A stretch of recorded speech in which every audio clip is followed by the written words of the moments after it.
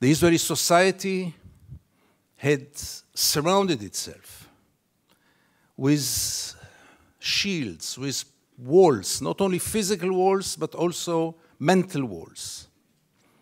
I don't want to get into it because it's another lecture, but I'll just give the 3 principles which enable us Israelis to live so easily with this brutal reality. A, most of the Israelis, if not all of them, deeply believe that we are the chosen people. And if we are the chosen people, we have the right to do whatever we want. B, there were more brutal occupations in history. There were even longer occupations in history, even though the Israeli occupation gets to quite a nice record. But there was never in history an occupation in which the occupier presented himself as the victim. Not only the victim, the only victim around.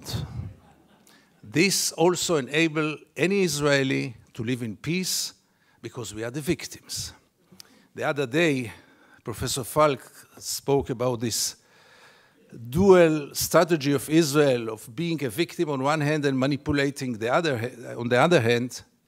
After what happened in Paris and in Copenhagen with the terror attacks, Benjamin Netanyahu came with the notion all the Jews must come to Israel. It's the safest place for the Jews in the world. It's a shelter for the Jews in the world. Which is wrong, because Israel is today the most dangerous place on earth for Jews, but let's put it aside. It was only 24 hours later when he said Israel is an existential threat under the Iranian bomb. And I asked myself, how can you dare call Jews to come and to join this suicidal project when the Iranians are going to bomb us?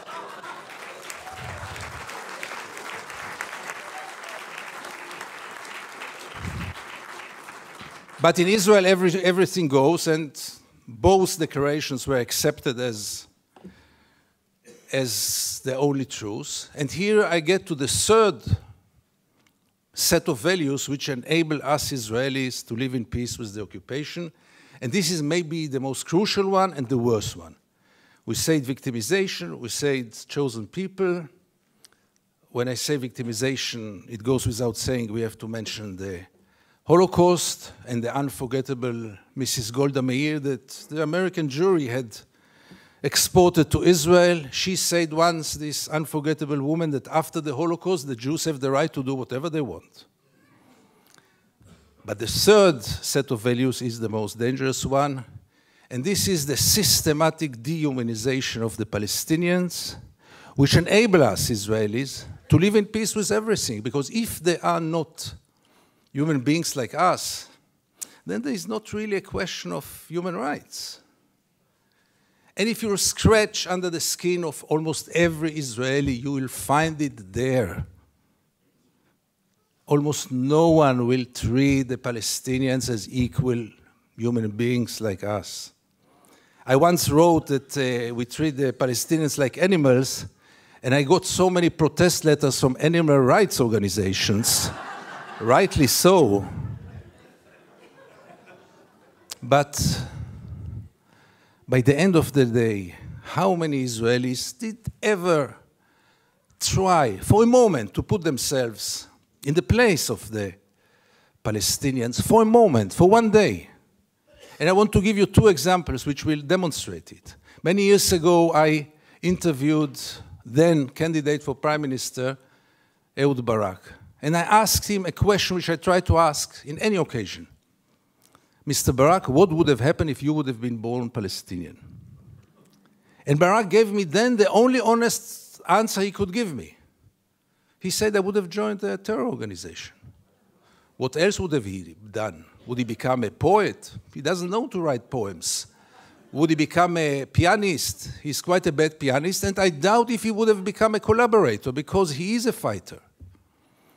And it became a scandal, because how can you dare to put Ehud Barak to think what would have happened if he would have become a Palestinian?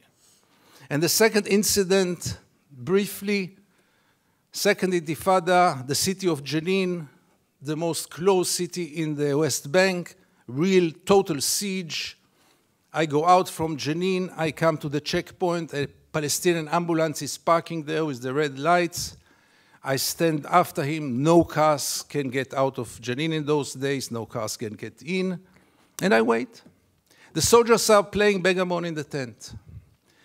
Usually I know myself. It's better that I don't get into a confrontation with the soldiers because it always ends up very badly. So I stayed in the car. But after 40 minutes I couldn't take it. And I went out to the car. From the car, I went first to the Palestinian ambulance driver and I asked him, what's going on? He told me that's the routine. They let me wait 1 hour until they come and check the ambulance. And I couldn't take it anymore. And I went to the soldiers. It became a confrontation. But the question that I asked them, which really brought them to direct their weapons toward me, was one. What would have happened if your father would have been lying in this ambulance? This freaked them out. They lost control. How can I dare to compare between their father and the Palestinian in the ambulance?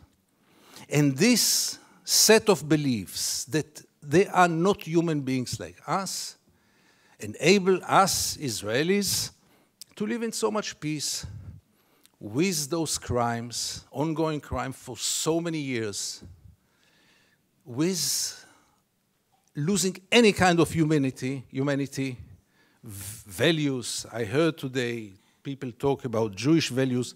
I must be frank with you, I don't know what are Jewish values. I know what are universal values. Let's not get into it, really.